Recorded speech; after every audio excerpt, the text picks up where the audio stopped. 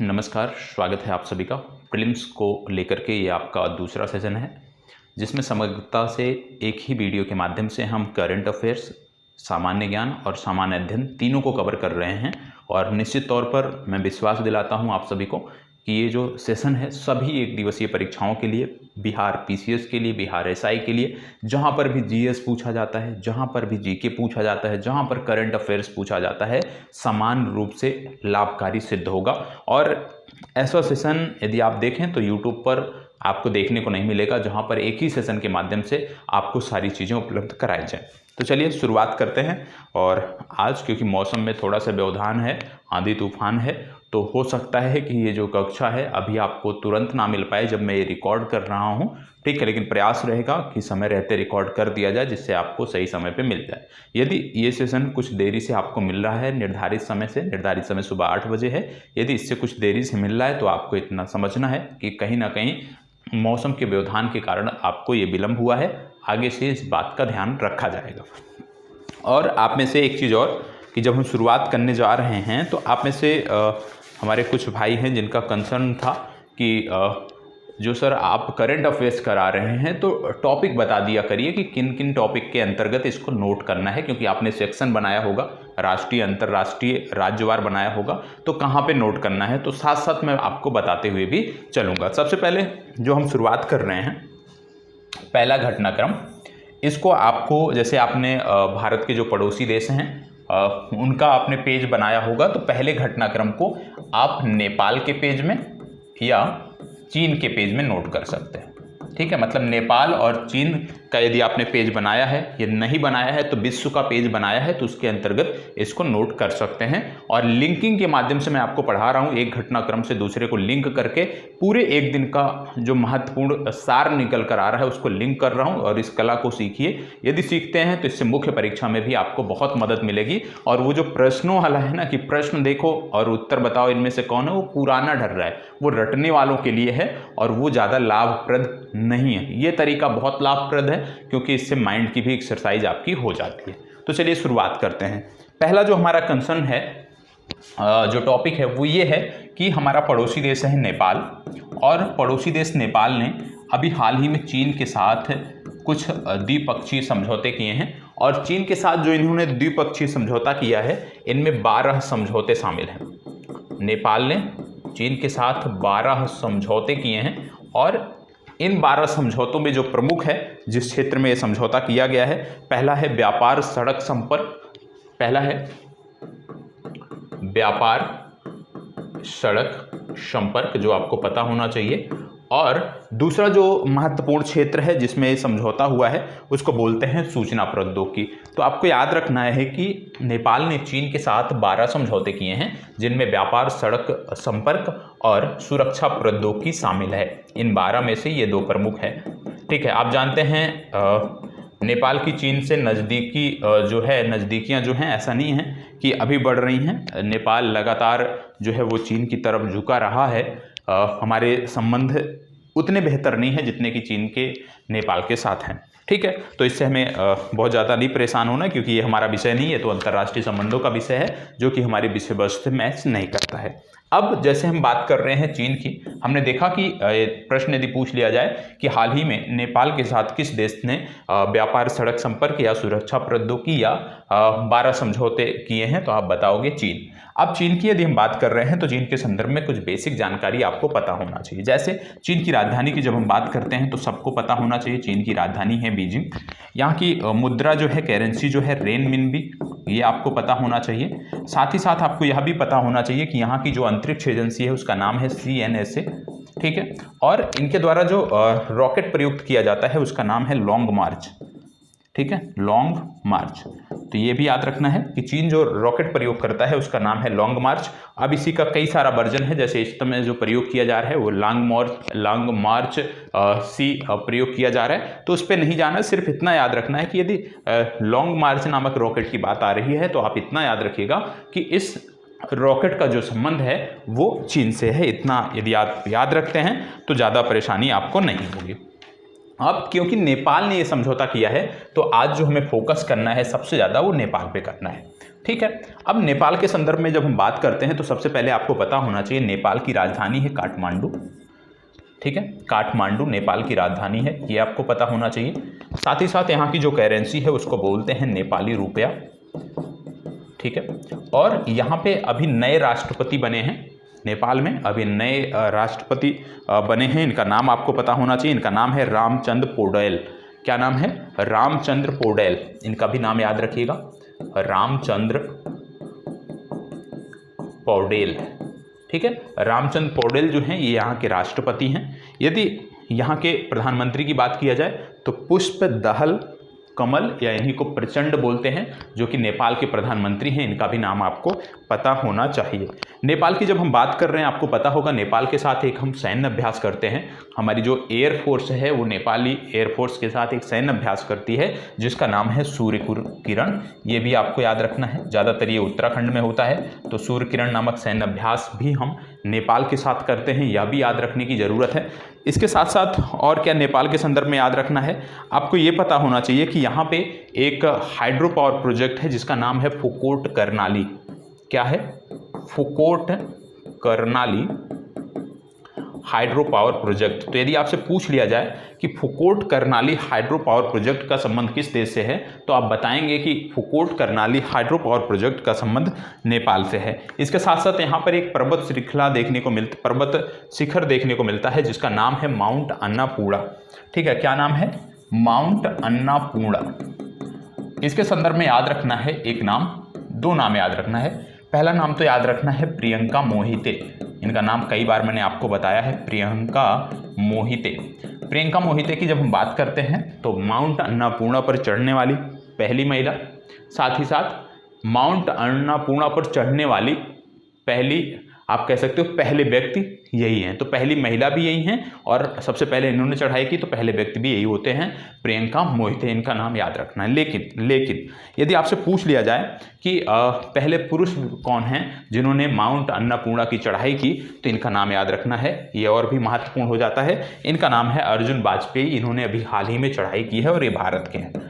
ठीक है, तो पहले पुरुष जो भारत के हैं जिन्होंने माउंट अन्नापूर्णा की चढ़ाई की, अर्जुन वाजपेयी। इनका भी नाम आपको याद रखने की जरूरत है। देखो, इस तरह से इसलिए पढ़ाया जाता है कि यदि कभी भी आप नेपाल शब्द सुनो, कभी भी कहीं नेपाल शब्द पढ़ते हो, ठीक है, तो ये सारी चीज़ें आपके मस्तिष्क में तुरंत आ जाए। हाँ, नेपाल की राजधानी काठमांडू, यहाँ की मुद्रा नेपाली रुपया, सूर्य किरण सैन्य अभ्यास हम करते हैं, उत्तराखंड की हमारी सीमा लगती है, और जो हमारे अन्य राज्य हैं जिनकी सीमा नेपाल से लगती है उनको आप देख सकते हो, इनकी पर्वत श्रृंखलाओं के बारे में आप देख सकते हो, करंट में जो अपडेट है उसको याद कर सकते हो। तो इस तरह से यदि आप करके चलोगे ना तो आपको बहुत बेनिफिट होगा और ये आपको करना चाहिए। यदि आप ये एक्सरसाइज करते हो तो करंट अफेयर्स में आप उतने पारंगत हो जाओगे कि जो यूट्यूब पे प्रश्नोत्तरी के रूप में पढ़ा रहे हैं ना, उनसे ज़्यादा नॉलेज आपको होगा। ये आप विश्वास दिलाता हूँ, 1 महीने करके आप इसको देखिए। ठीक है, प्रियंका मोहिते तक की हमने बात किया। इसके साथ साथ यदि मैं बात करूं, जब मैं प्रियंका मोहिते की बात कर रहा हूं तो यहाँ पे प्रियंका मोहिते की बात कर रहा हूं तो यहाँ पे एक चीज़ याद रखिएगा यहाँ से, क्योंकि प्रियंका मोहिते एक महिला हैं, याद रखिएगा, प्रियंका मोहिते एक महिला हैं। और जैसे मैंने कहा एक महिला हैं, अभी हाल ही में एक रिपोर्ट जारी की गई है, और ये रिपोर्ट जो जारी किया है किसने किया है तो आपको बता दें, लैंसेट ग्लोबल हेल्थ ने किया है। किसने किया है? महिलाओं के संदर्भ में एक रिपोर्ट जारी हुई है, लैंसेट ग्लोबल हेल्थ, याद रखिएगा, लैंसेट ग्लोबल हेल्थ नामक संगठन ने एक रिपोर्ट जारी की है महिलाओं के संदर्भ में। और इस रिपोर्ट में कहा गया है कि इसका नाम रखा गया है वुमेन पावर एंड कैंसर। इस रिपोर्ट का क्या नाम है? Women power and cancer. इसमें क्या बोला गया है?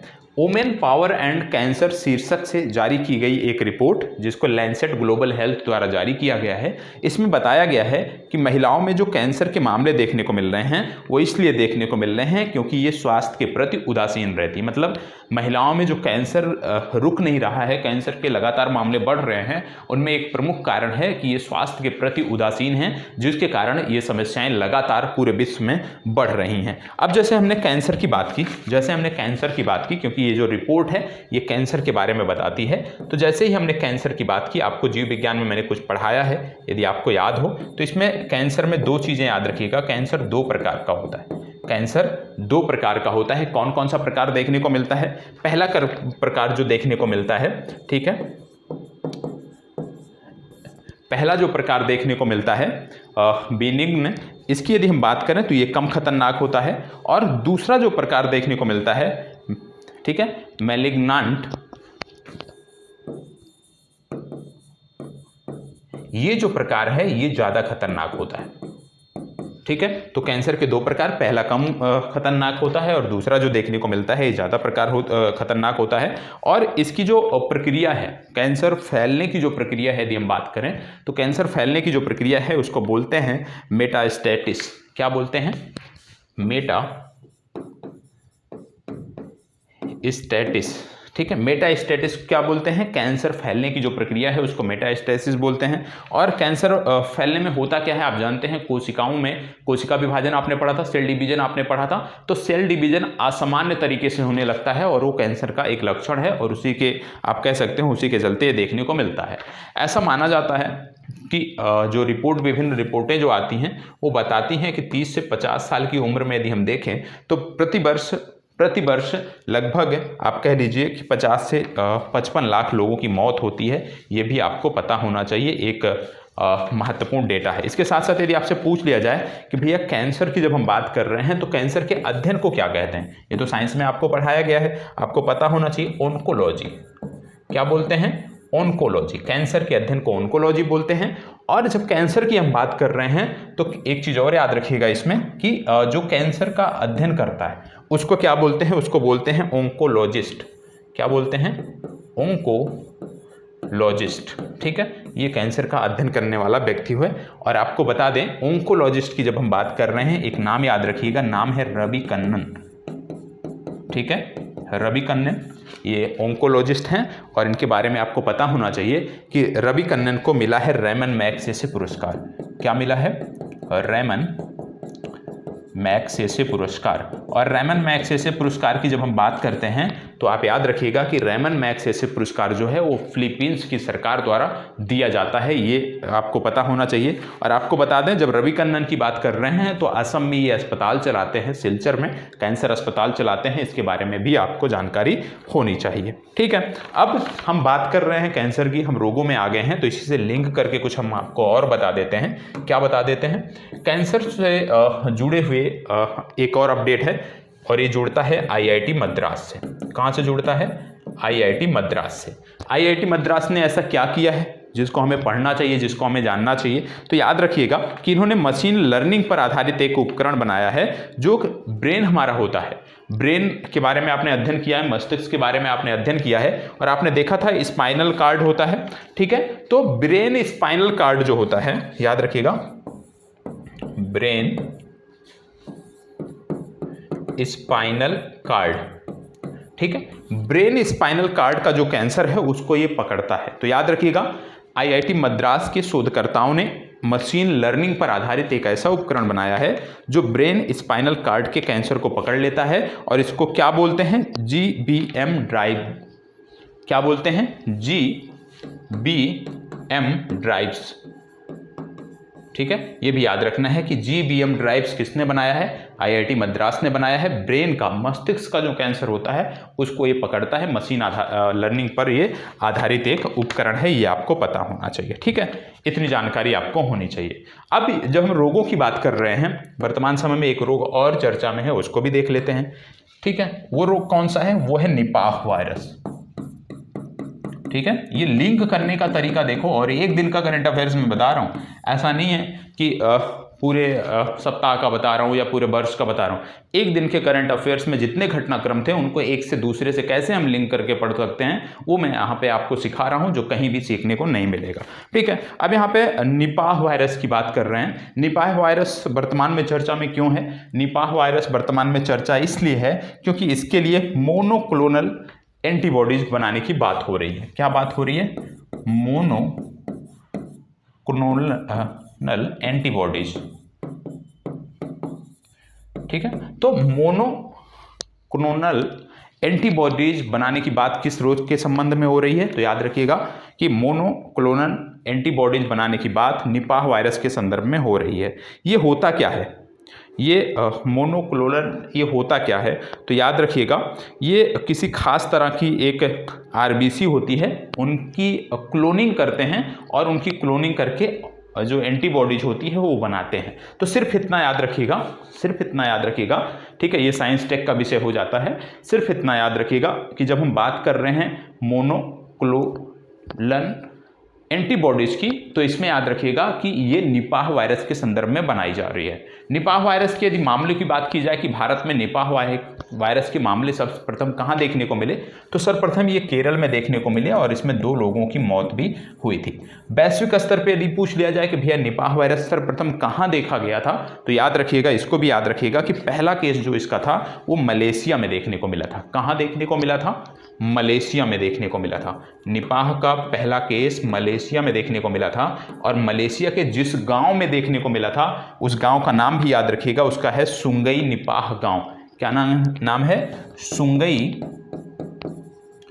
निपाह गांव। और सुंगई निपाह गांव जो है यहीं से निपाह निकल के आया, यहीं से इसका नाम निपाह वायरस रखा गया। तो सुंगई निपाह गांव जो कि संबंधित है मलेशिया में, यहीं पे पहला केस वर्ष 1999 में देखने को मिला। ये आपको पता होना चाहिए।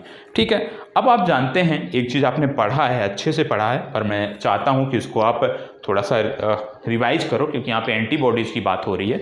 आप जानते हैं ब्लड के बारे में, रक्त के बारे में बहुत अच्छे से आपने पढ़ा है। और जब हम रक्त की बात करते हैं तो 2 चीज़ें आती हैं, सर्वप्रथम WBC और RBC।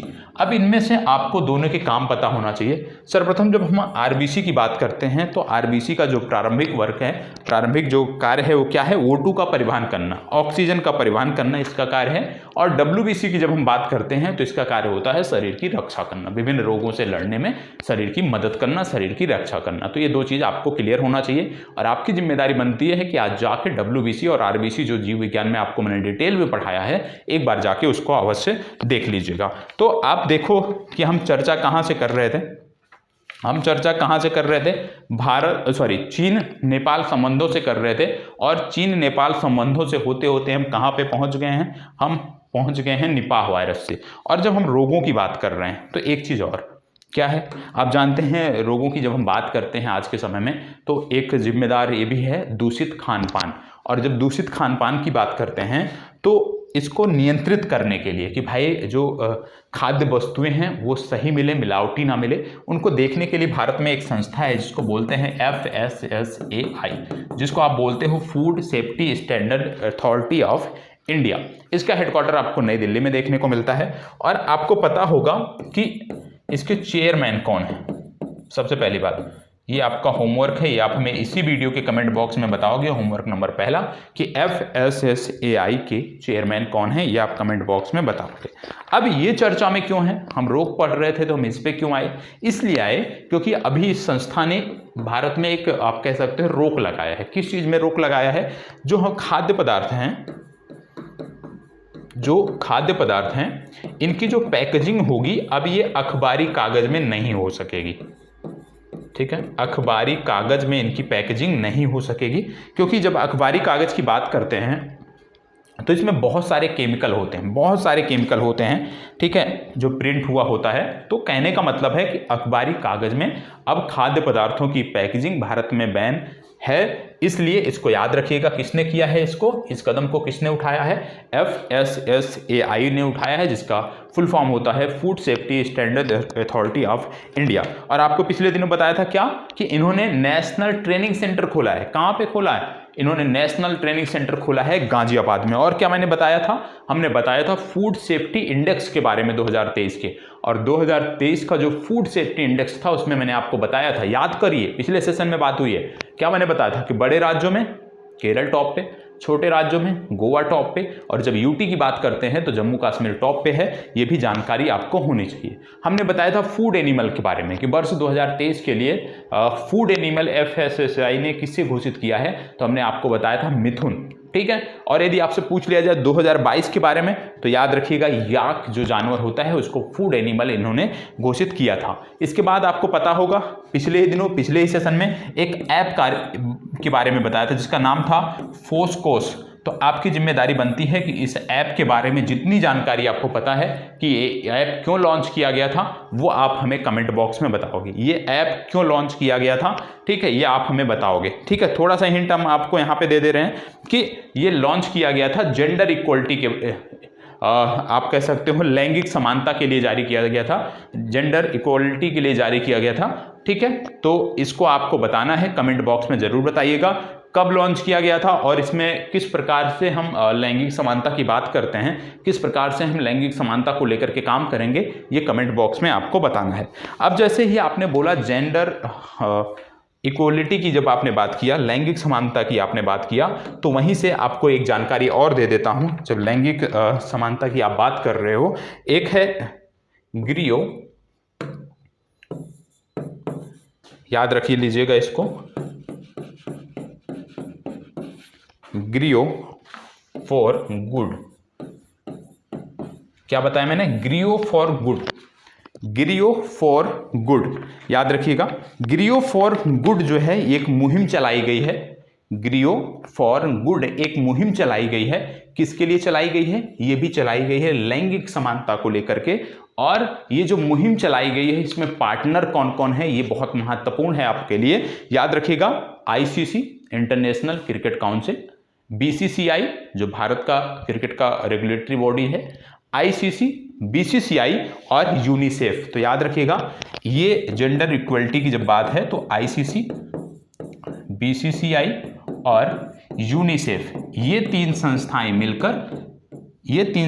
मिलकर जेंडर इक्वलिटी की बात कर रहे हैं। किसके अंतर्गत, ग्रियो फॉर गुड के अंतर्गत। और इसके अंतर्गत होगा क्या, इस मिशन के अंतर्गत होगा क्या, इस मिशन के अंतर्गत आपको देखने को मिलेगा कि क्रिकेट पर आधारित 8 फिल्में बनाई जाएंगी। और क्रिकेट पर आधारित जो ये 8 फिल्में होंगी इनको विशेष रूप से प्रसारित किया जाएगा, विशेष रूप से बालिकाओं के मध्य प्रसारित किया जाएगा, जिससे उनका विभिन्न संदर्भों में विकास हो सके। तो लैंगिक समानता को लेकर के ग्रियो फॉर गुड एक मुहिम चलाई गई है, 3 संस्थाएं इन पे इन्वॉल्व हैं, ये तीनों आपको पता होना चाहिए। और इस मुहिम की शुरुआत किया था धर्मेंद्र प्रधान ने, ठीक है, केंद्रीय मंत्री धर्मेंद्र प्रधान ने। इसको भी आपको याद करने की जरूरत है। तो किस प्रकार से लिंक करना है ये आपको सीखना पड़ेगा। और यदि आप ये सीख गए तो आपको बहुत मजा आएगा, यदि आप ये सीख गए तो आपको बहुत मजा आने वाला है इस पढ़ाई में, ठीक है। अब कुछ चीजें और मैं आपको बता देता हूं, ठीक है। अभी जैसे हमने देखा था नेपाल के बारे में, वहीं से शुरुआत करते हैं।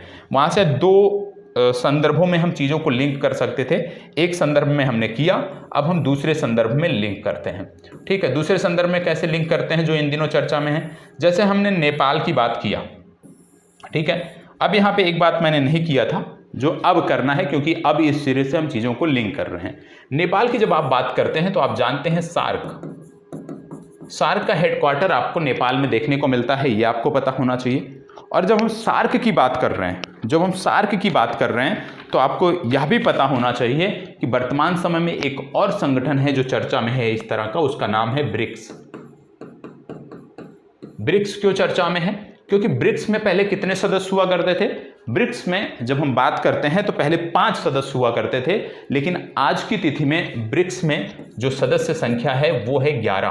तो ब्रिक्स में कितने सदस्य हो गए हैं, मौके पे 11 हो गए हैं। और इन 11 सदस्यों में एक महत्वपूर्ण देश है जिसका नाम है मिस्र या इजिप्ट, ठीक है। मिस्र या इजिप्ट एक महत्वपूर्ण देश है, मतलब मिस्र भी अब ब्रिक्स का आप कह सकते हैं नया सदस्य बन गया है, नया मेंबर बन गया है।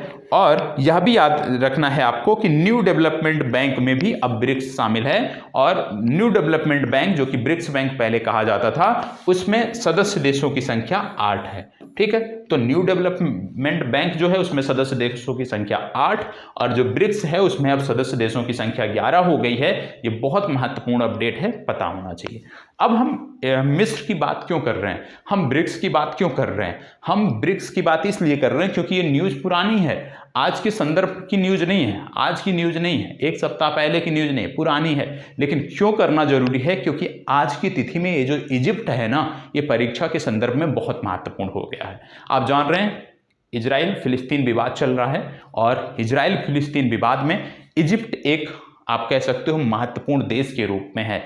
इजिप्ट लगातार चर्चा में है क्योंकि फिलिस्तीन को जो भी रसद सामग्री और अन्य सामग्री जा रही है वो इजिप्ट से होकर ही जाती है। तो इजिप्ट को हमें बहुत अच्छे से देखना है। इजिप्ट हमारी परीक्षाओं के लिए, आने वाली परीक्षाओं के लिए बहुत ही महत्वपूर्ण देश के रूप में है। और उस रीजन में जो अन्य देश हैं, खाड़ी के जो अन्य देश हैं, वो भी महत्वपूर्ण हो जाते हैं। उनसे जुड़ा हुआ भी कुछ आपका छूटना नहीं चाहिए। अब इजिप्ट की जब हम बात कर रहे हैं तो आप जानते हैं एक खेल होता है जिसको बोलते हैं स्क्वैश, ठीक है। स्क्वैश एक खेल होता है और अभी हाल ही में स्क्वैश वर्ल्ड कप हुआ था। कहाँ हुआ था स्क्वैश वर्ल्ड कप? कहाँ हुआ था? स्क्वैश वर्ल्ड कप हुआ था चेन्नई में। और स्क्वैश वर्ल्ड कप को किसने जीता? इजिप्ट ने जीता। तो आपसे ये भी पूछा जा सकता है इजिप्ट से संदर्भ में कि भैया स्क्वैश वर्ल्ड कप को किसने जीता? तो आप बताएंगे इजिप्ट। इसके साथ साथ आपको बता दें कि ऑर्डर ऑफ नाइल इनका एक पुरस्कार है। क्या नाम है उसका? ऑर्डर ऑफ नाइल, सर्वोच्च आप सम्मान कह लीजिए, नागरिक सम्मान, ऑर्डर ऑफ नाइल। तो इनका जो सर्वोच्च सम्मान है ये इन्होंने किसको दिया था? ये हमारे प्रधानमंत्री को इन्होंने दिया था। तो ऑर्डर ऑफ नाइल याद रखना है कि किस देश का सर्वोच्च सम्मान है, तो ये मिस्र का सर्वोच्च सम्मान है। ये आपको याद रखने की जरूरत है। किसको दिया गया? भारतीय प्रधानमंत्री को दिया गया। अब ऑर्डर ऑफ नाइल में आप देखते हो ये नाइल का मतलब क्या है? ये नील नदी की बात की जा रही है क्योंकि मिस्र को नील नदी का वरदान कहा जाता है, ये आपने पढ़ा होगा। और नील नदी की जब हम बात करते हैं तो आप जानते हैं कई बार मैंने बताया और इस बार आपको प्रश्न भी यहाँ पे बीपीएससी में प्रश्न भी देखने को मिल गया। तो अब गलती मत करिए, जितनी चीजें बोली जाए उसको अक्षर सा पालन करिए। व्हाइट नील और ब्लू नील, इन दोनों के मिलने से नील नदी का नाम पड़ता है। व्हाइट नील और ब्लू नील जब मिलती हैं, और मिलती कहाँ पे हैं? तो ये खार्तूम नामक स्थान पे मिलती हैं, ये आपको पता होना चाहिए, ठीक है। अब व्हाइट नील और ब्लू नील में से एक नदी है जो निकलती है कहाँ से? लेक विक्टोरिया से। लेक विक्टोरिया से निकलती है और यही प्रश्न आपके यहाँ पूछा गया था। तो अब आपकी फिर से जिम्मेदारी बनती है कि लेक विक्टोरिया से कौन सी धारा इसमें से निकलती है, व्हाइट या ब्लू, ये आप बताओगे। साथ ही साथ लेक विक्टोरिया से सीमा साझा करने वाले जो देश हैं उन देशों के नाम, उन देशों की राजधानियां और उनकी करेंसी, ये आप कमेंट बॉक्स में बताओगे। ये आपका आज का होमवर्क नंबर 2 है, ये आपको पता होना चाहिए, ठीक है। हम मिस्र की बात कर रहे हैं तो मिस्र के साथ 2 सैन्य अभ्यास भी आपको याद रखना है। मिस्र के साथ 2 सैन्य अभ्यास हमारे हुए हैं जो आपको याद रखना है। पहला है साइक्लोन 1 अभ्यास। क्या नाम है इसका? साइक्लोन 1 अभ्यास। साइक्लोन 1 अभ्यास जो है ये राजस्थान में संपन्न हुआ था, इसको आपको याद रखना है। और एक और अभ्यास हम करते हैं मिस्र के साथ जिसका नाम है डेजर्ट वॉरियर। डेजर्ट वॉरियर, ठीक है। डेजर्ट वॉरियर और साइक्लोन 1 नामक सैन्य अभ्यास हम मिस्र के साथ करते हैं। ये दोनों आपको याद रखने की जरूरत है। आप जानते होंगे मिस्र के राष्ट्रपति हैं अब्देल फतेह अल सीसी और 26 जनवरी के चीफ गेस्ट के रूप में ये शामिल हुए थे, ठीक है। एक चीज और याद रखिएगा कि ग्रीन अमोनिया की सप्लाई भारत को हो रही है। ग्रीन ग्रीन अमोनिया की जो सप्लाई हो रही है भारत में, ये कौन कर रहा है? ये इजिप्ट कर रहा है।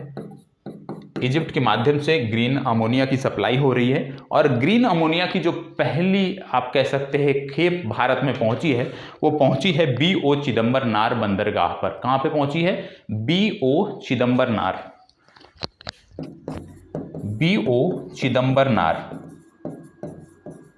BO चिदंबरनार पोर्ट पर ये पहुंची है। होमवर्क नंबर 3 आपके लिए कि भैया BO चिदंबरनार पोर्ट किस राज्य में पड़ता है और इसका पुराना नाम क्या था, ये दोनों आप बताओगे। Homework number 3।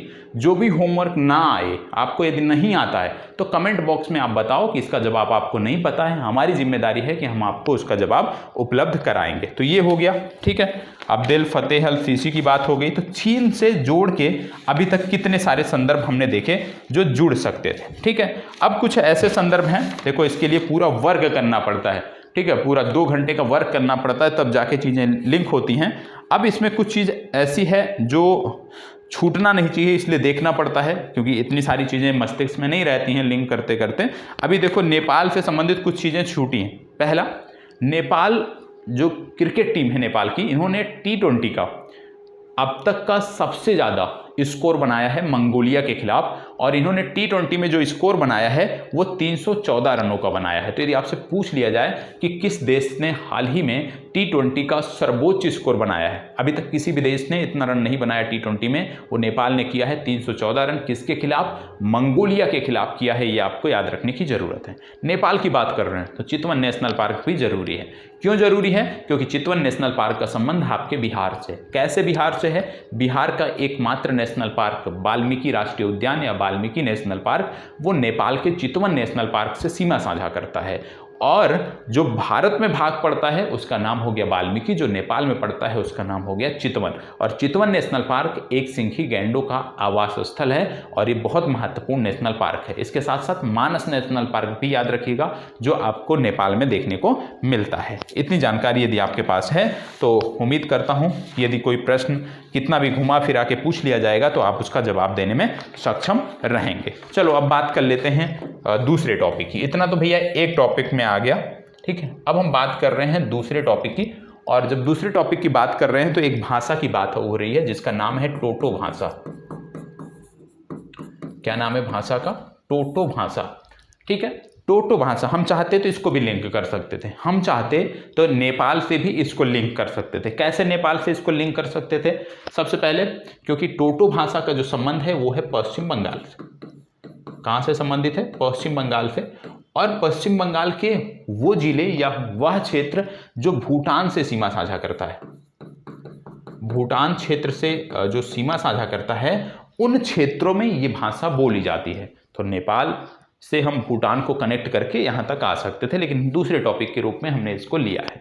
अब ये चर्चा में क्यों है? तो सबसे पहली बात कि टोटो भाषा किस राज्य में बोली जाती है तो आपको पता होना चाहिए। ये जो बोली जाती है वो पश्चिम बंगाल में भूटान बॉर्डर पे बोली जाती है, और इसका अभी तक कोई शब्दकोश नहीं था, ये आपको याद रखना है।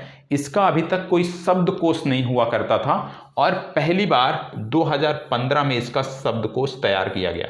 2015 में एक व्यक्ति थे जिनका नाम था धनीराम टोटो, इनका भी नाम याद रखिएगा, धनीराम टोटो, धनीराम टोटो। और धनीराम टोटो ने जो है वो इसका शब्दकोश तैयार किया था, और इसको संरक्षित करने की बात की जा रही है, इसलिए चर्चा में है, तो ये आपको याद रखने की जरूरत है। अब जैसे हमने पश्चिम बंगाल की बात किया तो आपको पता होगा पश्चिम बंगाल में संसार के सबसे बड़े मैंग्रोव आपको देखने को, मैंग्रोव वन देखने को मिलते हैं। और ये मैंग्रोव वन आपको कहाँ पे देखने को मिलते हैं पश्चिम बंगाल में? ये आपको देखने को मिलते हैं सुंदरबन में, ठीक है, सुंदरबन में आपको देखने को मिलते हैं। जब हम सुंदरबन की बात कर रहे हैं तो आप जानते हैं सुंदरबन एक विश्व विरासत स्थल है, ये आपको पता होना चाहिए, ठीक है। यूनेस्को वर्ल्ड हेरिटेज साइट है, एक नेशनल पार्क है, एक टाइगर रिजर्व है, और एक रामसर साइट भी है, ठीक है। रामसर साइट भी है, यूनेस्को वर्ल्ड हेरिटेज साइट है, नेशनल पार्क है। तो बहुत सारी चीज़ें सुंदरबन से संबंधित हैं, ये आपको क्लियर होना चाहिए। इसके साथ साथ आपको बता दें सुंदरबन इसका नाम क्यों पड़ा?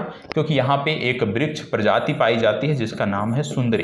तो जो ये यहाँ पे बहुतायत मात्रा में सुंदरी वृक्ष पाए जाते हैं, उसी के आधार पे इसका नाम सुंदरबन पड़ा है, ये आपको क्लियर होना चाहिए। और याद रखिएगा कि यहाँ का जो शहद है, यदि आपसे पूछ लिया जाए, अभी जो G20 समिट हुई थी, G20 समिट में जो गेस्ट थे, जो अतिथि थे, उनको जो है एक शहद भी सौंपा गया था, ठीक है, शहद गिफ्ट किया गया था। और ये जो शहद था ये सुंदरबन का शहद था, यह भी याद रखने की आपको ज़रूरत है, ठीक है। सुंदरबन के बारे में बहुत सारी चीज़ें हैं, जैसे कि आप जानते हैं जब हम सुंदरबन की बात कर रहे हैं तो आपको यह भी पता होना चाहिए कि पश्चिम बंगाल में ही पड़ता है जलदापाड़ा।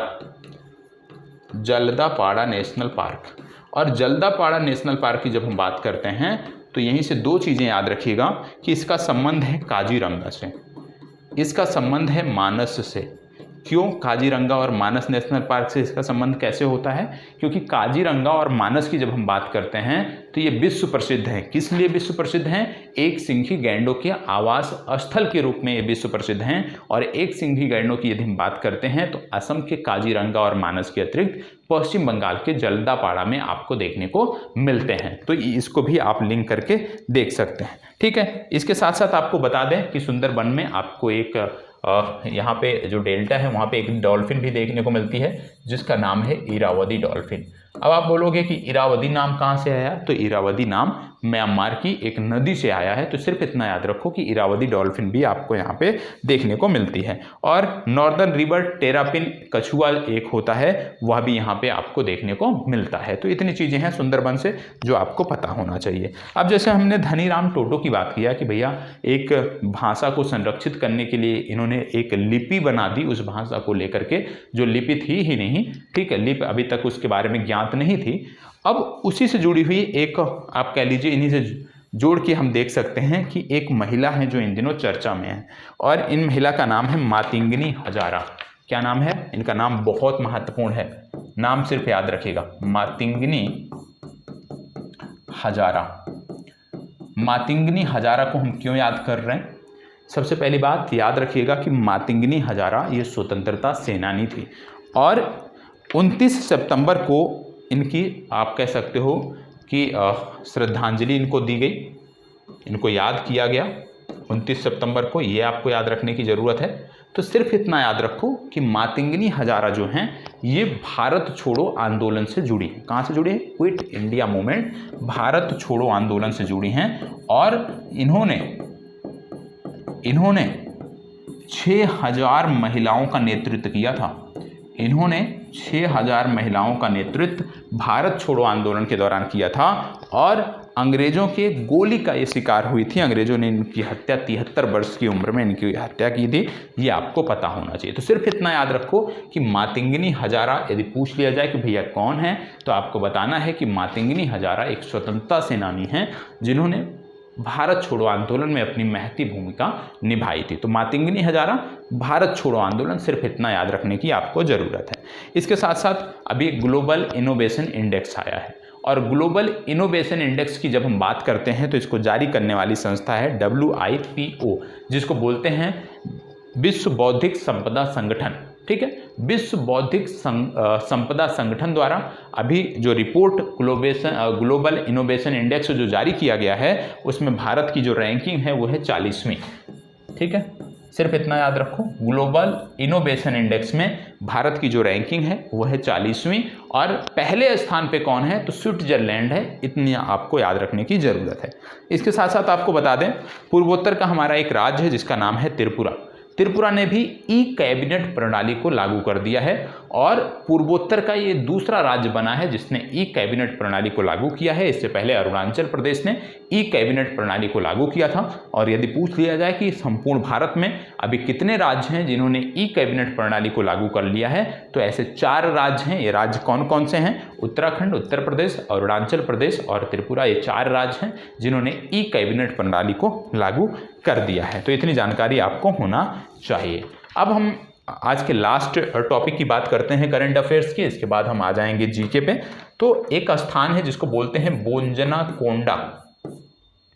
ठीक है, बोंजनाकोंडा। यदि आपसे पूछ लिया जाए कि ये जो स्थान है ये संबंधित है किस धर्म से, तो याद रखिएगा ये संबंधित है बौद्ध धर्म से। ठीक है, इसका संबंध किससे है? इसका संबंध है बौद्ध धर्म से और ये स्थान आपको देखने को मिलता है आंध्र प्रदेश में। चर्चा में क्यों है? क्योंकि आंध्र प्रदेश सरकार और भारत की सरकार मतलब केंद्र सरकार दोनों इस स्थल को एक पर्यटन स्थल के रूप में स्थापित करने के लिए लगातार काम कर रहे हैं। तो बोंजनाकोंडा आपको याद रखना है कि इसका संबंध बौद्ध धर्म से है और यह आंध्र प्रदेश से संबंधित है। आंध्र प्रदेश की जब हम बात कर रहे हैं तो कुछ चीज़ें आपको पता होना चाहिए। जैसे यहाँ पे नेशनल पार्क की यदि हम बात करें तो Papikonda national park, Shri Venkateswara national park, Rajiv Gandhi national park आपको यहाँ पे देखने को मिलता है। यहाँ पे एक महत्वपूर्ण सैन्य अभ्यास भी हुआ था और इसका नाम है जिमेक्स। हाल ही में यहाँ पे एक महत्वपूर्ण सैन्य अभ्यास हुआ था जिसका नाम है जिमेक्स, और जिमेक्स नामक जो सैन्य अभ्यास है ये भारत और जापान के बीच हुआ था। किसके बीच हुआ था? भारत और जापान के बीच एक प्रमुख सैन्य अभ्यास जिमेक्स जो है वो आंध्र प्रदेश के विशाखापट्टनम में हुआ था, ये आपको पता होना चाहिए। इसके साथ साथ आपको बताते चलूँ कि यहाँ पर एक स्थान है जिसका नाम है करनूल, और ये जो स्थान है यहाँ पे भगवान श्री रामचंद्र की 108 फीट ऊंची जो प्रतिमा है वो स्थापित की जा रही है, इसलिए इसको भी याद रखना जरूरी है। ठीक है, विशाखापट्टनम रेलवे स्टेशन के बारे में याद रखिएगा कि ये भारत का पहला स्टेशन है, भारत का पहला रेलवे स्टेशन है विशाखापट्टनम रेलवे स्टेशन, जिसको प्लेटिनम ग्रीन रेटिंग प्रदान हुई है। क्या मिला है? प्लेटिनम ग्रीन रेटिंग प्रदान प्राप्त करने वाला ये भारत का पहला रेलवे स्टेशन है। तो पहला सेक्शन हमारा समाप्त हुआ। आप सब जानते हैं हमारे डेली के सेशन में 3 सेक्शन होते हैं। अब जो दूसरा सेक्शन है वो आता है जीके का। तो अब जीके के बारे में देख लेते हैं कि जीके में आज हम क्या देखने वाले हैं। जीके में जब हम बात कर रहे हैं तो जीके में आज हम देखने वाले हैं परमाणु ऊर्जा संयंत्र के बारे में। क्या देखने वाले हैं हम आज? बहुत ध्यान से नोट करिएगा, एक दिन में ये नहीं खत्म होगा। ये पूरा सेशन जो है परमाणु ऊर्जा संयंत्र ये 2 से 3 दिन में खत्म होगा, लेकिन जीके का एक अलग नोट्स बना लीजिएगा, उसमें टॉपिक वाइज नोट करते चलिएगा। ठीक है, परमाणु ऊर्जा संयंत्र बहुत महत्वपूर्ण है। परमाणु ऊर्जा संयंत्र हम जीके के सेक्शन के अंतर्गत देखने वाले हैं। अब जीके के सेक्शन के अंतर्गत क्योंकि हम देख रहे हैं परमाणु ऊर्जा संयंत्र, तो आइए सबसे पहले ऐसे हमें नहीं देखना है कि भैया कितने परमाणु ऊर्जा संयंत्र हैं, नाम याद करके नहीं रखना है। ठीक है, हमें डिटेल में चीज़ों को पढ़ना है जिससे कोई भी प्रश्न यदि यहाँ से बने तो उसको हम करने में सक्षम रहें, उस स्थिति में अपने आप को ले जाना है। तो आइए शुरुआत करते हैं, देखते हैं कि क्या क्या चीज़ें इसमें आपको याद रखने की ज़रूरत है।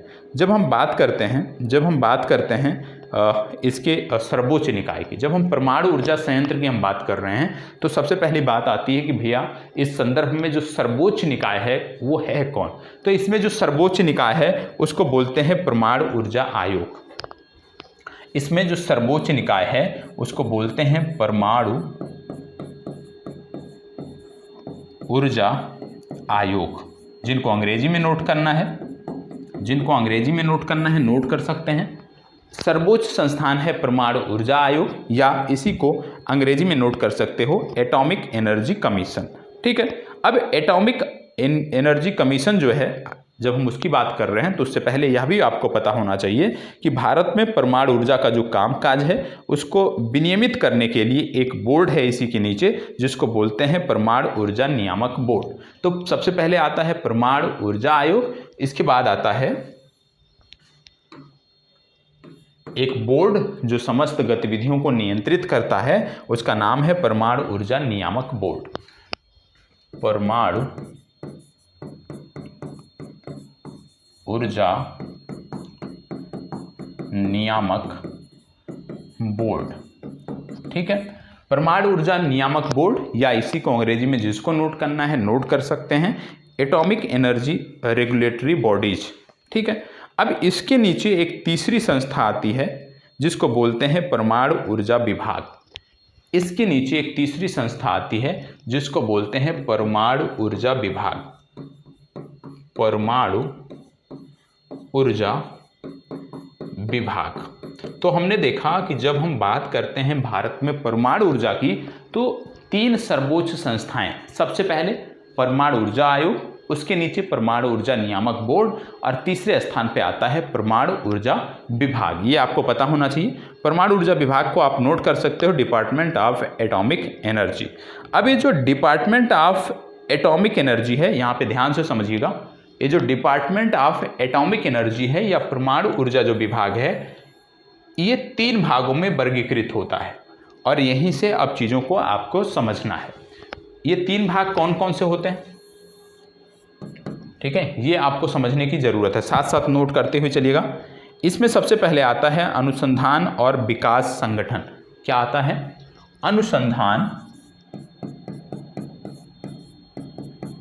अनुसंधान एवं विकास संगठन। अनुसंधान एवं विकास संगठन पहला संस्था हो गया। दूसरा, परमाणु ऊर्जा विभाग के अंतर्गत जो दूसरा देखने को मिलता है वो आता है भारत में सार्वजनिक क्षेत्र के उपक्रम। कौन सा आता है? सार्वजनिक क्षेत्र के उपक्रम, जो इस दिशा में काम करते हैं। सार्वजनिक क्षेत्र के उपक्रम, ठीक है। अब सार्वजनिक क्षेत्र के उपक्रम के बाद जो परमाणु ऊर्जा विभाग के अंतर्गत आप कह लीजिए तीसरी संस्था आती है, या इसके अंतर्गत जो अन्य विभाग आते हैं उसमें अगला आपका आता है सहायता प्राप्त संस्थान। ठीक है, क्या आता है आपका? अगला आपका आता है सहायता प्राप्त संस्थान। ठीक है, सहायता प्राप्त संस्थान। अभी हम सबके बारे में देखेंगे, इसको नोट कर लीजिएगा। सहायता प्राप्त संस्थान, ठीक है, सहायता प्राप्त संस्थान। तो परमाणु ऊर्जा विभाग, उसके अंतर्गत ये तीनों आपको देखने को मिल रहे हैं। ठीक है, सहायता प्राप्त संस्थान। अब याद रखिएगा, इसमें कुछ चीज़ें आपको याद रखना है। ठीक है, बहुत सारे ऐसे संस्थान हैं जो सहायता प्राप्त हैं, उन सब के बारे में हम देखेंगे। अब इसमें से सबसे पहले अनुसंधान एवं विकास संगठन के अंतर्गत कौन कौन से आते हैं ये आपको पता होना चाहिए। तो अनुसंधान एवं विकास संगठन की जब हम बात करते हैं तो इसके अंतर्गत क्या आता है ये आपको देखना है। इसके अंतर्गत बार्क आता है, नोट करते चलिएगा। ठीक है, बार्क आता है। दूसरा ये कहाँ पे है? ये मुंबई में है। बार्क कहाँ पे है पूछा जाता है? मुंबई में है। अभी फुल फॉर्म भी मैं बताऊंगा एक एक करके, क्योंकि एक एक को डिटेल में पढ़ना है। दूसरा आता है IGCAR, और IGCAR की जब बात करते हैं तो ये कलपक्कम में आपको देखने को मिलता है। कलपक्कम में आपको ये देखने को मिलता है। तीसरा इसमें आपको देखने को मिलता है RRCAT। ठीक है, ये कहाँ देखने को मिलता है? ये इंदौर में आपको देखने को मिलता है। अगला जो देखने को मिलता है वो है VECC। VECC आपको कहाँ देखने को मिलता है? ये कोलकाता में देखने को मिलता है। ठीक है, अगला जो अनुसंधान एवं विकास संगठन के अंतर्गत अगला जो आता है संस्थान, 5वें नंबर पे जो आता है उसका नाम है AMD अहमदाबाद। ठीक है, AMD अहमदाबाद। और 6वें नंबर पे जो आता है उसका नाम है GCNEP। और कहाँ आता है? ये आता है खीरी में। ठीक है, ठीक है, ये आपको पता होना चाहिए। अब अनुसंधान एवं विकास संगठन के अंतर्गत ये 6 संस्थाएं आपको देखने को मिल रही हैं। BARC Mumbai, IGCAR, RRCAT, VECC, AMD और GCNEP। इन सब का फुल फॉर्म भी पता होना चाहिए और इन संस्थाओं के बारे में आपको पता होना चाहिए। ठीक है, अब क्योंकि आज जो हमारी चर्चा है वो एक एक करके हम देखेंगे, तो आज जो हम देखने वाले हैं वो अब इसी के आगे हम बात करते हैं। सबसे पहले बात आती है BARC की। ठीक है, इनके बारे में बाद में देखेंगे, एक एक करके हम समाप्त करेंगे। तो सबसे पहले हम बात करते हैं BARC की। ठीक है, या ऐसे कर लेते हैं, पहले सभी का प्रकार देख लेते हैं फिर हम आगे बढ़ते हैं। तो चलिए सार्वजनिक क्षेत्र के उपक्रम में हम देख लेते हैं, क्योंकि ये भी अक्सर पूछे जाते हैं, इनके बारे में भी आपको जानकारी होनी चाहिए। सार्वजनिक क्षेत्र के उपक्रम में सबसे पहले आपको देखने को मिलता है NPCIL मुंबई। NP, परेशान नहीं होना है, इनका फुल फॉर्म बताया जाएगा आपको, एक एक करके इनके बारे में डिटेल से पढ़ना है। NPCIL, IREL। ठीक है, NPCIL की बात करें तो ये मुंबई में देखने को मिलता है। IREL की बात करें मुंबई में देखने को मिलता है। ठीक है, इसके बाद देखने को मिलता है UCIL, और ये कहाँ देखने को मिलता है? जारूगुड़ा में देखने को मिलता है। इसके बाद है BHAINI भिवानी, और ये देखने को भवानी कहाँ देखने को मिलता है? ये देखने को मिलता है कलपक्कम में। ठीक है, कलपक्कम में। तो सार्वजनिक क्षेत्र के ये उपक्रम हो गए। अब सहायता प्राप्त जो उपक्रम हैं इनमें प्रमुख रूप से सिर्फ याद रखिएगा 3, इन्हीं से आपका काम चल जाएगा। एक है HWB मुंबई। ठीक है, दूसरा जो सहायता प्राप्त उपक्रम है जिसके बारे में आपको पता होना चाहिए, NFC हैदराबाद,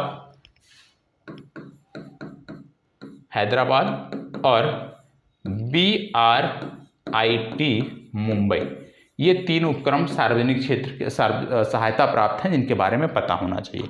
अब जैसे हमने देखा कि अनुसंधान एवं विकास संगठन सबसे ज़्यादा महत्वपूर्ण इसमें क्या हो जाता है, सबसे ज़्यादा महत्वपूर्ण ये 6 संस्थाएं आपकी हो जाती हैं जो अनुसंधान एवं विकास संगठन के बारे में हैं। इनमें सबके बारे में डिटेल जानकारी आपको होनी चाहिए, क्योंकि यदि आप इनको समझते हैं तो भारत में परमाणु ऊर्जा का जो विकास है, जो इतिहास है, उसको आप समझ सकते हैं। अब एक एक करके हम बात करेंगे और आज सिर्फ हम BARC की बात करने वाले हैं, ठीक है। BARC,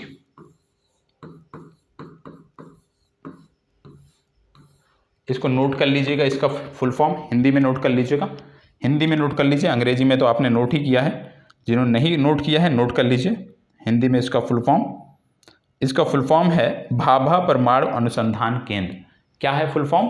भाभा परमाणु अनुसंधान केंद्र। नोट कर लीजिए, भाभा परमाणु अनुसंधान केंद्र। और भाभा परमाणु अनुसंधान केंद्र की जब हम बात करते हैं तो भाभा परमाणु अनुसंधान केंद्र कहाँ देखने को मिलता है? इसी को बोलते हैं भाभा एटॉमिक रिसर्च सेंटर। तो दोनों नोट कर लीजिए, Bhabha atomic research centre, Bhabha atomic research centre, या हिंदी में नोट कर लीजिए भाभा परमाणु अनुसंधान केंद्र। और भाभा परमाणु अनुसंधान केंद्र कहाँ देखने को मिलता है? ये देखने को मिलता है मुंबई में, ठीक है। कहाँ देखने को मिलता है? मुंबई में देखने को मिलता है। अब इसके बारे में कुछ जानकारी नोट करना है जो आपको पता होना चाहिए, जो प्रश्न पूछे जाते हैं। सबसे पहले आप जानते हैं नाम से भाभा की बात हो रही है, तो होमी जहांगीर भाभा के बारे में आपने अवश्य पढ़ा होगा, सुना होगा। होमी जहांगीर भाभा के बारे में आपको जानकारी नहीं है तो आज हो जाएगी कि भारत में जब परमाणु ऊर्जा की बात करते हैं तो भारत में परमाणु ऊर्जा की बात करने वाले पहले व्यक्ति थे होमी जहांगीर भाभा, ठीक है। होमी जहांगीर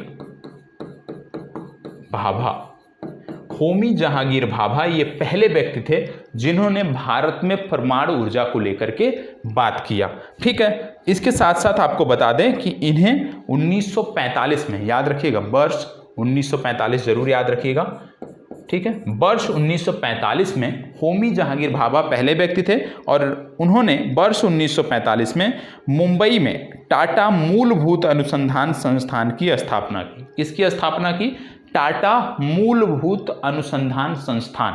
वर्ष 1945 में टाटा मूलभूत अनुसंधान संस्थान की स्थापना इनके द्वारा मुंबई में की गई।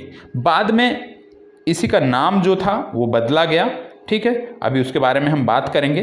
अब इसके बाद इसकी स्थापना क्यों की गई थी? तो राष्ट्र के लाभ के लिए परमाणु ऊर्जा के दोहन के प्रयास को तेज करने के लिए जो होमी जहांगीर भाभा का कार्यक्रम था, महत्वाकांक्षी कार्यक्रम आप कह लीजिए, उसकी शुरुआत वर्ष 1954 में हुई, जब इसका नाम बदलकर, या आप कह लीजिए परमाणु ऊर्जा प्रतिष्ठान की स्थापना की गई। तो परमाणु ऊर्जा प्रतिष्ठान जो टॉप कंपनी है उसकी स्थापना कब हुई? वर्ष 1954 में हुई। किसके द्वारा? होमी जहांगीर भाभा द्वारा। क्यों की गई? कि राष्ट्र कैसे परमाणु ऊर्जा का लाभ ले सकता है, राष्ट्र को कैसे परमाणु ऊर्जा के लाभ के द्वारा हम आगे बढ़ा सकते हैं, उस दिशा में कार्य करने के लिए, उस दिशा में शोध करने के लिए वर्ष 1954 में एक संस्था की स्थापना की गई जिसका नाम था परमाणु ऊर्जा प्रतिष्ठान, और ट्राम्बे में इसकी स्थापना की गई। 1966 में आप जानते हैं होमी जहांगीर भाभा का निधन हो गया था एक विमान दुर्घटना में। 1966 में इनका निधन हो गया था एक विमान दुर्घटना में, और इनके निधन होने के बाद जो ये संस्थान था जिसको बोलते हैं परमाणु ऊर्जा संस्थान या AEET, परमाणु ऊर्जा संस्थान या AEET, इसका नाम बदलकर होमी जहांगीर भाभा के नाम पर कर दिया गया। 1966 में जब इनकी दुर्घटना हुई तो उसके बाद इसका नाम बदलकर भाभा परमाणु संधान केंद्र या बार्क कर दिया गया। तो बार्क कैसे बना ये आपने समझ लिया कि ये बार्क नाम आया कहाँ से, कैसे बना, किसके दिमाग की ये उपज थी, ये आपने समझा और ये आपको अनिवार्य रूप से पता होना चाहिए। अब इसके बाद क्या हुआ कि भाभा परमाणु अनुसंधान केंद्र जो था, क्योंकि अब हम बात कर रहे हैं कहाँ से, AEET से हम बार्क तक का सफर कर लिए। अब बार्क क्योंकि बनाया गया था या AEET बनाया गया था कि भारत को कैसे परमाणु ऊर्जा के जो शोध हैं या परमाणु ऊर्जा से कैसे भारत को लाभान्वित किया जाए। तो इस दिशा में जो कार्य किया गया उसको लेकर के पहले क्या था कि प्रायोगिक तौर पे हमें रिएक्टर बनाने थे। तो जो ये भाभा परमाणु अनुसंधान केंद्र था, इन्होंने जो पहला रिएक्टर बनाया उसका नाम था अप्सरा। याद रखिएगा, पहला जो रिएक्टर इन्होंने बनाया उसका नाम था अप्सरा। बार्क ने जो पहला रिएक्टर बनाया या भारत में जो पहला रिएक्टर बना परमाणु ऊर्जा को लेकर के, उसका नाम था अप्सरा। अप्सरा नाम किसने दिया था? तत्कालीन जो आप कह लीजिए कि जो प्रधानमंत्री थे जवाहरलाल नेहरू, उन्होंने ये नाम दिया था। और ये जो रिएक्टर था ये 4 अगस्त 1956 को बनाया गया था। मतलब अप्सरा रिएक्टर जो था ये होमी जहांगीर भाभा की मृत्यु से पहले ही बनाया गया था। ठीक है, 4 अगस्त को बनाया गया था। वर्ष की जब हम बात करते हैं तो वर्ष 1956। ठीक है, मतलब AEET की स्थापना के 2 वर्षों के बाद ही, क्योंकि 54 में इसकी स्थापना हुई और इसी के 2 वर्ष के बाद ही हमने प्रायोगिक तौर पर एक रिएक्टर तैयार किया जिसका नाम था अप्सरा, जिसका नाम दिया जवाहरलाल नेहरू ने, तत्कालीन प्रधानमंत्री ने। यह जो आप कह लीजिए यह जो रिएक्टर था ये प्लेट्स के रूप में, आप कह लीजिए ईंधन के रूप में जो है, ये जो रिएक्टर था ये ईंधन के रूप में समृद्ध यूरेनियम का उपयोग करता था और एक पूल प्रकार का ये रिएक्टर था, ये आपको पता होना चाहिए। इसमें इस रिएक्टर में एल्युमिनियम और यूरेनियम का मिश्रण इस्तेमाल किया जाता था और ये जो रिएक्टर था 1956 से लेकर के 2010 तक सेवा दिया था। 2010 में भारत सरकार ने इसको बंद कर दिया था। तो 1956 से लेकर के 2010 तक ये रिएक्टर चला था। और फिर बाद में क्या किया गया, इस रिएक्टर का एक परिष्कृत जो संस्करण था वो लाया गया और इस रिएक्टर का जो परिष्कृत संस्करण था उसका नाम था उन्नत अप्सरा, अप्सरा उन्नत या अप्सरा यू। क्या नाम दिया गया? अप्सरा उन्नत या अप्सरा यू। तो इसका जो परिष्कृत, इसमें जो सुधार करके नई मांग के अनुसार जो सुधार करके नया नाम दिया गया उसका नाम था अप्सरा यू। इसमें क्या हुआ, क्योंकि ये परिष्कृत रूप था तो जितनी पुराने रिएक्टर की क्षमता थी उससे ज़्यादा क्षमता इस रिएक्टर की देखने को मिली और लगभग 2 गुनी क्षमता देखने को मिली। अब ये रिएक्टर क्या था, यूरेनियम, प्लूटोनियम या थोरियम का प्रयोग जो है इसमें किया जा सकता था। अमेरिका जैसे जो कई विकसित देश थे वो आप कह लीजिए स्टेज 3 तक पहुंच गए थे, लेकिन अभी हम स्टेज 1 में थे। तो अप्सरा के बारे में आपको अवश्य जानकारी होनी चाहिए। ठीक है, सिर्फ इतना याद रखो कि भैया अप्सरा क्या था, पहला रिएक्टर था जिसको बार्क ने तैयार किया था और कब बना था, वर्ष 1956 में। इसके बाद जो दूसरा रिएक्टर बनाया गया उसके बारे में आपको पता होना चाहिए, उसका नाम था साइरस। क्या नाम था? Cyrus reactor. दूसरा जो रिएक्टर हमने बनाया प्रायोगिक तौर पे उसका नाम रखा गया साइरस रिएक्टर। अब ये जो साइरस रिएक्टर था जो आप कह लीजिए भारत में बनाया जाने वाला दूसरा रिएक्टर था, इसकी जब हम बात करते हैं तो यह वर्ष 1954 में कनाडा द्वारा भारत को दिया गया था और भारत में 1960 में इसको शुरू किया गया था। तो ये जो साइरस रिएक्टर था, भारत में जो दूसरा रिएक्टर चालू हुआ साइरस रिएक्टर, इसको हमें गिफ्ट किया था किसने? हमें गिफ्ट किया था कनाडा ने। ठीक है, कनाडा ने हमें गिफ्ट किया। कब गिफ्ट किया कनाडा ने? तो याद रखिएगा, इसको 1954 में कनाडा ने गिफ्ट किया और 1960 से हमने इससे काम लेना शुरू कर दिया। 1954 में कनाडा ने गिफ्ट किया, 6 सालों बाद हमने इसको काम में लाना शुरू कर दिया। और विश्व में अधिकतम यूरेनियम की बात करें, क्योंकि जब हम रिएक्टर की बात कर रहे हैं तो आप जानते हैं कि रिएक्टर जो है वो ज़्यादातर रिएक्टर यूरेनियम पर चलते हैं। और जब यूरेनियम की हम बात करते हैं तो आपको यह भी पता होना चाहिए कि जब विश्व में यूरेनियम की बात की जाए, विश्व में जब यूरेनियम की बात की जाए तो 3 प्रमुख देश आते हैं और सबसे ज़्यादा यदि यूरेनियम पूछ लिया जाए तो सबसे ज़्यादा यूरेनियम है कजाकिस्तान में। दूसरे नंबर पे सबसे ज़्यादा यूरेनियम देखने को मिलता है कनाडा में और तीसरा देश है ऑस्ट्रेलिया। तो यदि यूरेनियम हमें लेना है तो यही 3 देश हैं जो हमें यूरेनियम दे सकते हैं यदि हम यूरेनियम पर आधारित रिएक्टर का संचालन कर रहे हैं। तो ये भी आपको पता होना चाहिए। पूरे विश्व में यदि पूछ लिया जाए थोरियम सबसे कहाँ पाया जाता है, तो याद रखिएगा पूरे विश्व में सबसे ज़्यादा जो थोरियम है वो भारत में पाया जाता है। पूरे विश्व में सबसे ज़्यादा थोरियम यदि पूछ लिया जाए तो सबसे ज़्यादा थोरियम जो है ये भारत में पाया जाता है। ठीक है, अब इसके बाद जो तीसरा रिएक्टर था उसका नाम था जर्लिना। ठीक है, ये दूसरा हो गया। तीसरे का नाम था जर्लिना। ठीक है, अब जर्लिना के बारे में जो जानकारी है वो हम कल करेंगे। कल के सेशन में हम जीके के सेशन में जर्लिना से बात करेंगे। लेकिन इतना जितना जीके के सेशन में आपको बताया गया कि भैया सबसे प्रमुख संस्था कौन है, किस प्रकार से ये क्रम विकास क्रम आपको देखने को मिलता है, किस प्रकार से बार्क की स्थापना हुई, ये सारी चीज़ें आपको पता होना चाहिए। मतलब परमाणु ऊर्जा संयंत्र, परमाणु ऊर्जा आयोग, परमाणु ऊर्जा नियामक बोर्ड और फिर कैसे इसके अंतर्गत विभिन्न विभाग आते हैं, ये आपको पता होना चाहिए। और हम बात कर रहे थे अनुसंधान एवं विकास संगठन की, जिसके अंतर्गत पहली संस्था है बार्क। और बार्क से संबंधित जानकारी हमने देखा कि बार्क का गठन कैसे हुआ, बार्क नाम कैसे पड़ा, इनके जो रिएक्टर थे उनके बारे में हमने क्रम से 2 रिएक्टरों को देखा, साइरस और अप्सरा को। तीसरे के बाद हम जर्लिना की बात कर रहे हैं, लेकिन नेक्स्ट क्लास में उसकी बात हम करेंगे। अब हम आ जाते हैं जीएस वाले सेक्शन पे। ठीक है, और यदि ये सेशन अच्छा लगता है तो मैं सिर्फ इतना कहूँगा कि कमेंट बॉक्स में जवाब आपके आने चाहिए। ठीक है, यदि अच्छा लगता है आने चाहिए, आपको लगता है कि कहीं पे कमी है, सुधार की आवश्यकता है, तो उसके बारे में भी आप हमें बता सकते हैं। सबसे पहले हम जीएस सेक्शन की बात कर लेते हैं और जीएस सेक्शन की चर्चा समाप्त करने के बाद फिर हमें जो बात करनी है वो बात करनी है एनसीईआरटी पुस्तकों पर कि कौन कौन सी एनसीईआरटी पुस्तकें आपके पास होनी चाहिए कि रविवार को जो आपका टेस्ट होगा उन्हीं पुस्तकों से प्रश्न होगा, उन्हीं पुस्तकों से जुड़ा हुआ प्रश्न होगा और अनिवार्य रूप से आपको उसको कंप्लीट करना होगा।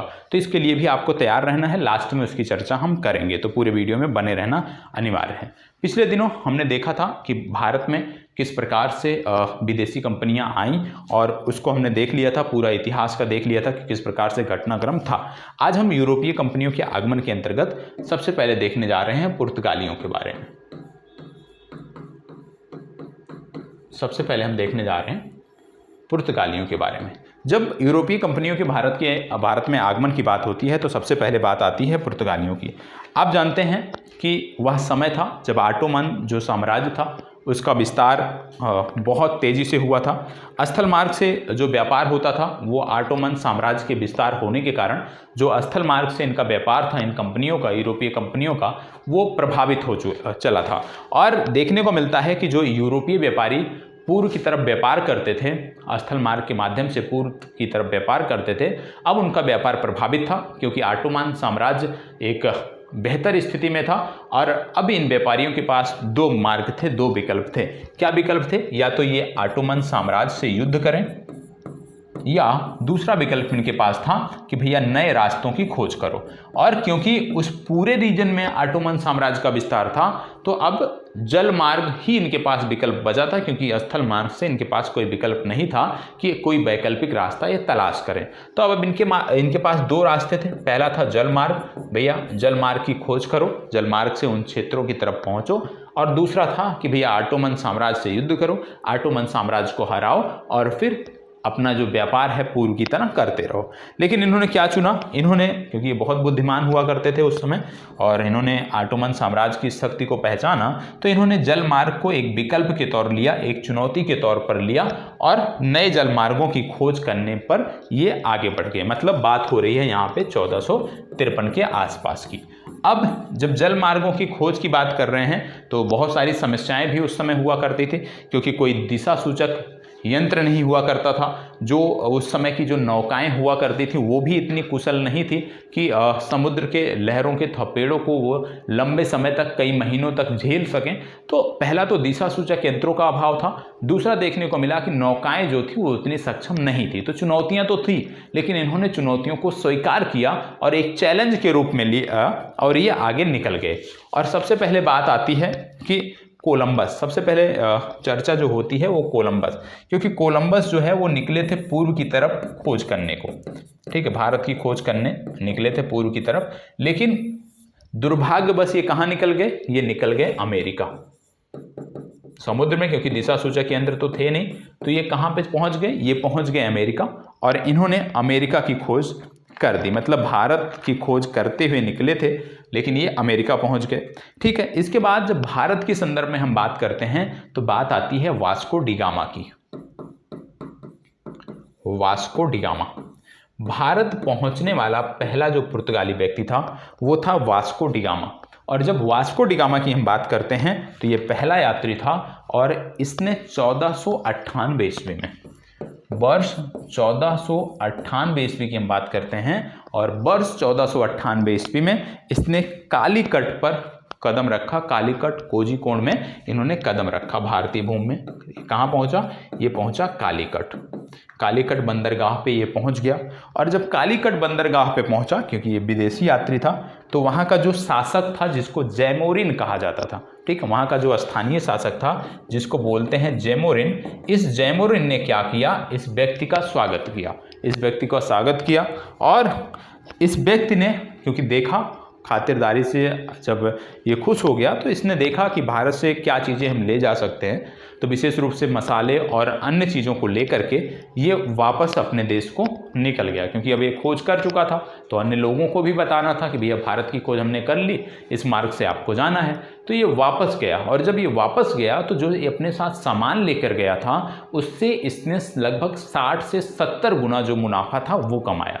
अब जब 60 से 70 गुना लाभ इसको मिला तो इसने सोचा और अन्य लोगों ने भी सोचा कि भाई भारत से व्यापार करने में बहुत लाभ है, तो कई सारे अन्य लोग भी अब भारत की तरफ निकले। और आपको बता दें कि जब वास्को डी गामा की बात करते हैं तो वास्को डी गामा दूसरी बार भी भारत आया था और ये वर्ष था 1502 ईस्वी में, ठीक है। अब वास्को डी गामा के बाद जब दूसरे व्यक्ति की बात हम करते हैं, दूसरे पुर्तगाली गवर्नर की बात करते हैं या दूसरे बार यात्री की बात करते हैं, तो बात आती है अल्ब्रेज कैम्बल की। किसकी बात आती है? दूसरे व्यक्ति की जब बात करें तो अल्ब्रेज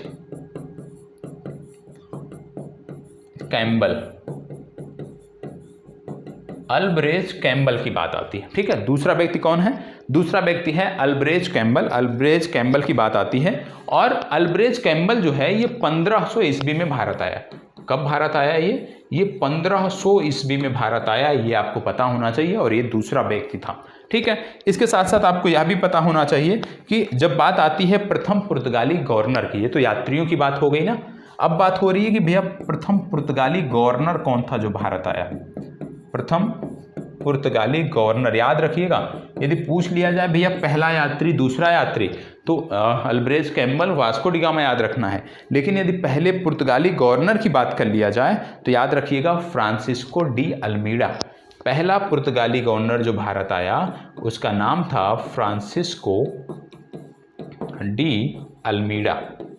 फ्रांसिस्को डी अल्मीडा जो है ये पहला पुर्तगाली गवर्नर था जिसने भारत में कदम रखा था। और भारत में आते ही इन्होंने एक नीति शुरू की जिसका नाम था blue water policy. Blue water policy या शांत जल की नीति, ब्लू वाटर पॉलिसी या शांत जल की नीति इन्होंने शुरू की, ये आपको पता होगा। ब्लू वाटर पॉलिसी या शांत जल की नीति इन्होंने प्रारंभ की। इसके बाद आप जान रहे हैं कि जब लगातार इस तरह की चीज़ें होने लगी, जो पुर्तगाली लोग थे वो भारत आने लगे, व्यापार करने लगे, तो जो अरब लोग थे जो भारत से लगातार स्थल मार्ग से व्यापार कर रहे थे, जो अरब व्यापारी थे, उन्होंने इसका विरोध करना प्रारंभ कर दिया। इस चीज़ का विरोध करना प्रारंभ कर दिया क्योंकि अब उनका व्यापार प्रभावित हो रहा था। अब उनको लग रहा था कि जो उनकी स्वीकार्यता थी या जो अभी तक एक छत्र भारत से व्यापार वो कर रहे थे वो प्रभावित हो रहा है, तो उन्होंने इसका व्यापार भी करना इसका विरोध भी करना प्रारंभ कर दिया। ये आपको पता होना चाहिए। सेकेंड फेज में ये देखने को आपको मिलता है। इसके बाद दूसरा पुर्तगाली गवर्नर जो आता है, इसके बाद दूसरा पुर्तगाली गवर्नर जो आता है यहाँ पे, पुर्तगाली गवर्नर, इसका नाम याद रखिएगा। द्वितीय पुर्तगाली गवर्नर जो है इसका नाम है Alfonso de Albuquerque. Alfonso de Albuquerque. Alfonso de Albuquerque जो है ये दूसरा पुर्तगाली गवर्नर था, ये आपको याद रखने की ज़रूरत है। और यहाँ पे याद रखना है कि अल्फांसो डी अल्बुकर्क ने सर्वप्रथम गोवा पर अधिकार कर लिया। आते ही इसने क्या किया? गोवा पर अधिकार कर लिया। और जब गोवा पर इसने अधिकार किया, ये वर्ष था 1510, मतलब आते ही 1510 ईस्वी में इसने क्या किया? गोवा पर अधिकार कर लिया। और गोवा पर अधिकार करने के बाद इसने क्या किया, दमन दीव पर भी अधिकार कर लिया। आने वाले 20 से 22 वर्षों में इसने दमन दीव पर भी अधिकार कर लिया। ये लगभग 1534 के आसपास 36 तक इन्होंने दमन दीव को भी अपने कब्जे में ले लिया। और आपको याद होगा कि गोवा जो है ये कब तक पुर्तगाली उपनिवेश बना रहा, वर्ष 1961 तक। पुर्तगाली गोवा कब स्वतंत्र हुआ पुर्तगालियों से, वर्ष 1961 में, मतलब 1510 से लेकर के 1961 तक लगातार गोवा पर जो शासन रहा वो पुर्तगालियों का रहा, ये आपको पता होना चाहिए। इसके साथ साथ अब क्योंकि ये क्षेत्र भी कर लिए, अधिकार भी कर लिए और व्यापार तो इनका चल ही रहा था, तो इनके व्यापार के बारे में कुछ चीज़ें आपको पता होना चाहिए। जैसे पुर्तगालियों में सर्वप्रथम 1503 ईस्वी में कई सारी फैक्ट्री स्थापित की। जैसे इन्होंने कोचीन में फैक्ट्री स्थापित की, कोचीन के साथ साथ इन्होंने कन्नूर में फैक्ट्री स्थापित की। तो कोचीन और कन्नूर में भी इन्होंने फैक्ट्री स्थापित की, ये आपको पता होना चाहिए। यदि आप भारत के मैप को समझते हैं, भारत के मैप को देखते हैं, तो आपको इस तरह से ये देखने को मिलता है कि इस तट पर, ये जो अरब सागर वाला तट है, यहाँ पे आपको देखने को मिलता है कन्नूर और कोचीन, मतलब अरब सागर वाला जो तट था, इन क्षेत्रों में इन्होंने फैक्ट्रियां स्थापित करना शुरू कर दिया। और अरब सागर के इन्हीं क्षेत्रों में इन्होंने एक व्यवस्था लागू कर दिया जिसका नाम था कार्टेज अल्मीड़ा व्यवस्था। क्या नाम था इसका, इस व्यवस्था का क्या नाम था, कार्टेज अल्मीड़ा व्यवस्था। कार्टेज अल्मीड़ा व्यवस्था। और ये क्या था, ये विशेष रूप से एक जहाज़ों का काफिला होता था जो इस तट पर इन्होंने तैनात कर दिया, इस क्षेत्र में इन्होंने तैनात कर दिया। और इस तट का प्रयोग करने वाले जो भी व्यापारी हुआ करते थे उनको पुर्तगालियों को टैक्स देना पड़ता था, मतलब यहाँ से भी इन्होंने इनकम का स्रोत बना लिया था। कार्टेज अल्मीड़ा व्यवस्था इन्होंने लागू कर दिया था। इसके साथ साथ बहुत सारे प्रश्न ऐसे पूछे जाते हैं कि पुर्तगालियों से हमने क्या नई चीज़ें सीखी। तो पुर्तगालियों से नई चीज़ों की जब बात करते हैं, जैसे तंबाकू की बात, प्रिंटिंग प्रेस की बात, जहाज निर्माण की बात, ये भारत में पुर्तगालियों से आई। इसके बाद दूसरी कंपनी की जब हम बात करते हैं, फिर बात आती है डच की। पुर्तगालियों के बाद जो दूसरी प्रमुख कंपनी आती है वो है डच। डच भारत में कब आते हैं, डचों की जब बात करते हैं तो डच भारत में लगभग 1602 के आसपास आते हैं। 1610 ईस्वी के आसपास डच भारत में आते हैं। मतलब पुर्तगालियों का लगभग भारत में आप कह सकते हैं कि 100 वर्ष तक, मतलब 100 वर्ष तक लगातार इनकी व्यापारिक मोनोपोली इस क्षेत्र में रही। 100 वर्ष तक इनका कोई भी प्रतिद्वंदी देखने को नहीं मिला और इन्होंने बहुत अच्छे तरीके से, आप कह सकते हो, मोनोपोली के साथ पूरा व्यापार किया। अब दूसरे जो आए, जैसे मैंने आपको बोला कि दूसरे आते हैं डच। डच की जब हम बात करते हैं, आप जानते हैं विशेष रूप से डच किसको कहा जाता है, ये होते थे हॉलैंड, ठीक है, हॉलैंड या नीदरलैंड आप बात कर लीजिए, ठीक है, हॉलैंड या नीदरलैंड, जिसको निम्न भूमि का क्षेत्र बोला जाता है। तो इसी में एक छोटा सा क्षेत्र है जिसको बोलते हैं, नीदरलैंड के अंतर्गत एक छोटा सा क्षेत्र है जिसको बोलते हैं हॉलैंड। तो वहाँ से ये संदर्भित थे। अब इन्होंने 1602 ईस्वी में बहुत तेज इनका काम हुआ। 1602 ईस्वी में इन्होंने कंपनी बनाई और जो इनका सदन हुआ करता था, जो इनका आप कह सकते हो जो वहाँ की राजनीतिक बॉडी थी, उससे इनको अधिकार मिला व्यापार का, उससे इनको व्यापार का आप कह सकते हैं अधिकार पत्र मिला और ये व्यापार करने निकल पड़े। सदन से इनको क्या क्या मिला, व्यापार, युद्ध और क्षेत्र पर अधिकार करने का जो अधिकार था वो इनको प्राप्त हो गया। मतलब ये आधिकारिक तौर पर नीदरलैंड और हॉलैंड की जो उस समय की गवर्नमेंट थी, जो गवर्निंग बॉडी थी, उन्होंने इनको व्यापार करने का अधिकार दिया, युद्ध करने का अधिकार दिया, नए क्षेत्रों को विजिट करने का अधिकार इनको दिया, नए क्षेत्रों पर अधिकार करने का अधिकार इनको दिया। 1605 ईस्वी में ये पूर्वी तट पर पहुंचे और इन्होंने मछलीपट्टनम में अपनी पहली फैक्ट्री स्थापित की। कहाँ से, मछलीपट्टनम, ठीक है, मछलीपट्टनम में इन्होंने पहली फैक्ट्री स्थापित की। पूर्व की तरफ ये पहुंचे और 1605 ईस्वी में पूर्वी तट पर इन्होंने ये फैक्ट्री स्थापित की। इसके बाद आगे इन्होंने नेगापट्टनम, एक स्थान है नेगापट्टनम, ये भी इसी तट पर है, यहाँ पर इन्होंने अपनी दूसरी फैक्ट्री स्थापित की। तो डचों की पहली फैक्ट्री मछलीपट्टनम और दूसरी जो फैक्ट्री थी वो नेगापट्टनम में स्थापित की गई। इनके द्वारा एक सिक्का भी चलाया गया जिनको पैगोडा कहा गया। तो यदि आपसे पूछ लिया जाए कि पैगोडा नामक सिक्का किसने चलाया, तो पैगोडा नामक एक विशेष प्रकार का सिक्का डच कंपनियों द्वारा चलाया गया था, डचों द्वारा चलाया गया था, ये आपको पता होना चाहिए। ये बंगाल भी पहुँचे, बंगाल भी इन्होंने पहुँचने का प्रयास किया और ये बंगाल भी पहुँचे अंततः, और इन्होंने पहली फैक्ट्री पिपली में और दूसरी फैक्ट्री कलकत्ता में इन्होंने स्थापित की। और कलकत्ता की जब बात कर रहे हैं तो चिंसुरा में इन्होंने स्थापित की। चिंसुरा में इन्होंने एक किला भी बनाया और उस किले का नाम रखा गया गुस्ताउस फोर्ट। ये आपने पढ़ा भी होगा एनसीईआरटी में। तो गुस्ताउस फोर्ट जो है वो इन्होंने ही बनाया था और इन्होंने अपना जो हेडक्वार्टर बनाया 1690 के आसपास, वो नेगापट्टनम को इन्होंने अपना हेडक्वार्टर बनाया। लेकिन क्या हुआ कि इनको बहुत मजबूती नहीं मिल सकी और अंततः देखने को मिलता है कि ये धीरे धीरे समाप्त होते गए। कैसे होते गए अभी उसके बारे में हम बात कर रहे हैं, क्योंकि इस समय तक जब 1690 की हम बात कर रहे हैं तो इस समय तक और भी प्रतिद्वंदी देखने को मिले, और जब प्रतिद्वंदी आएंगे तो निश्चित तौर पे यदि आप उनसे मुकाबला करने में सक्षम हैं, उनको आप कह सकते हो हरा सकते हो, तभी आप टिक सकते हो, नहीं तो धीरे धीरे आपका जो अधिकार है वो धीरे धीरे समाप्त होने लगता है। तो अन्य सक्षम प्रतिद्वंदी भी आ गए और इससे इनकी मजबूती नहीं मिल पाई। और आप जानते हैं कि प्रतिस्पर्धा का इस समय माहौल था। साथ ही साथ आप जानते हैं कि 1661 ईस्वी में, 1661 की जब हम बात करते हैं तो 1661 ईस्वी में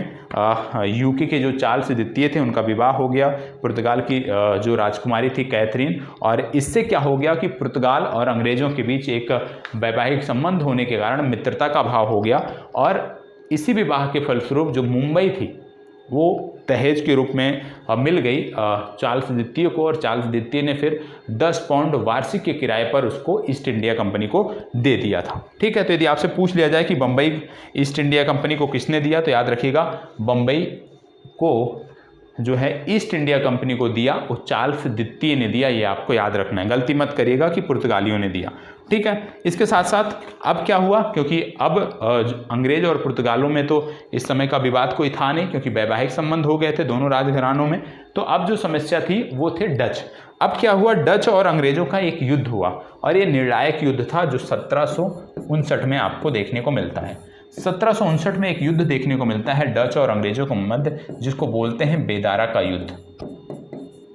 क्या युद्ध बोलते हैं इसको बोलते हैं बेदारा का युद्ध। तो यदि आपसे पूछ लिया जाए कि भैया बेदारा का युद्ध किनसे संबंधित है, तो आप बताओगे कि ये संबंधित है डच और अंग्रेजों से, और चिंसुरा में ये हुआ, और यहीं से डच जो है वो पूरी तरह से भारत में समाप्त हो गए। और भारत में जब ये समाप्त हुए तो इन्होंने अपना रुख जो है वो इंडोनेशिया की तरफ कर लिया।